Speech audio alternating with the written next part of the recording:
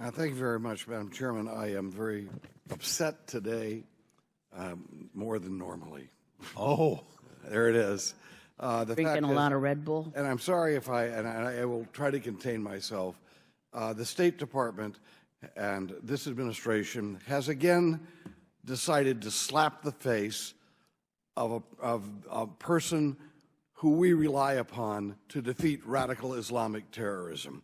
The administration has again targeted a prominent enemy of radical Islamic terrorism in order to humiliate to his own people.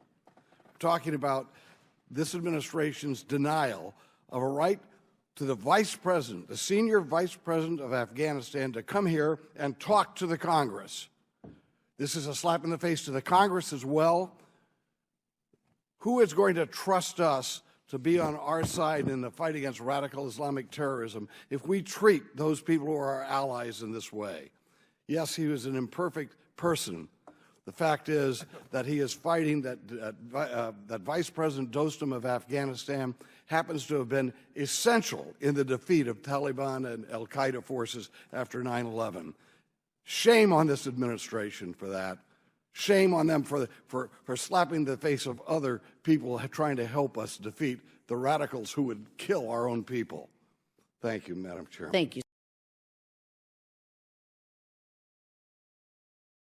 Very much, Madam Chairman, and obviously from my opening 1 minute, I'm very disturbed about a major slap in the face to someone who is to Vice President, Senior Vice President of Afghanistan, who was instrumental in defeating the Taliban and al-Qaeda forces shortly after 9/11. And I just don't understand that. I mean, it just is, but it seems to be a pattern in this administration where they go after the people who are the most friendly to the United States and use a very soft approach and conciliatory approach towards those who would slaughter Americans by the thousands if they had a chance. Let's go to Dr. Friddy and why we have to provide F-16s and military equipment to a country that Dr. Friddy's imprisonment continues to be basically an act by the Pakistani government to basically thumb their nose at the United States and the people of the United States. Here's the man who permitted us with his activity to bring to justice the criminal who slaughtered, the criminal terrorist who helped slaughter, not help, but planned the slaughter of 3,000 Americans on 9/11. And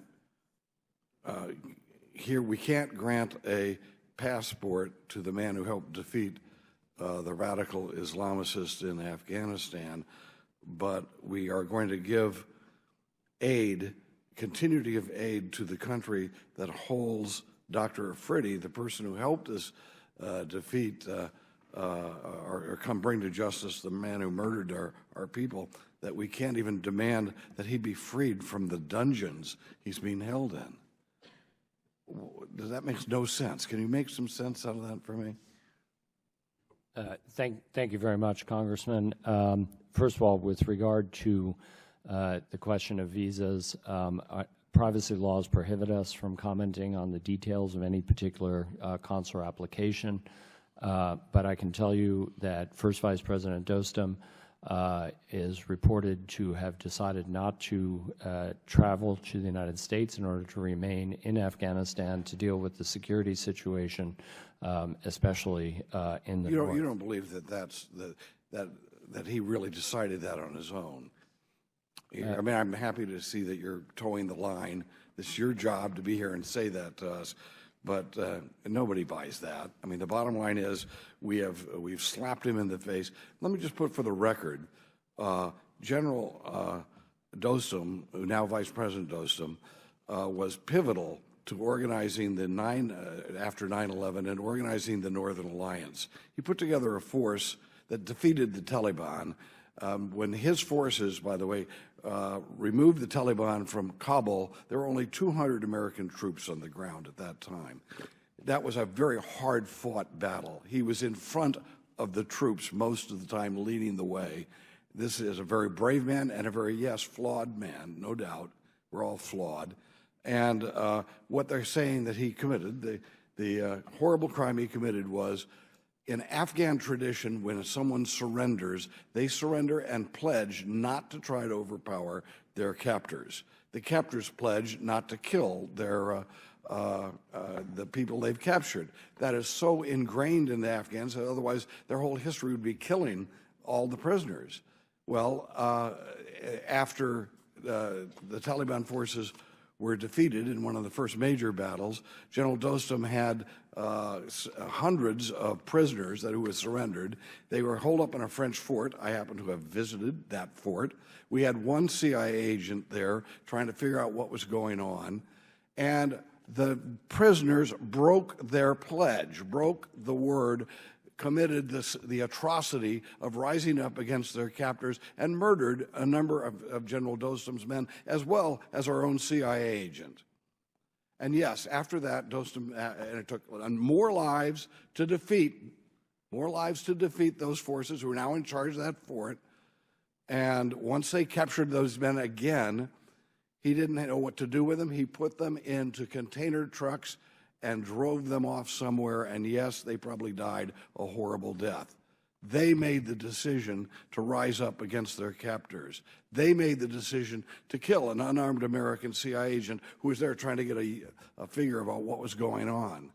And for this administration to withhold a visa from him and slap him in the face because of that, knowing that he helped defeat the people who slaughtered 3,000 Americans, is insane.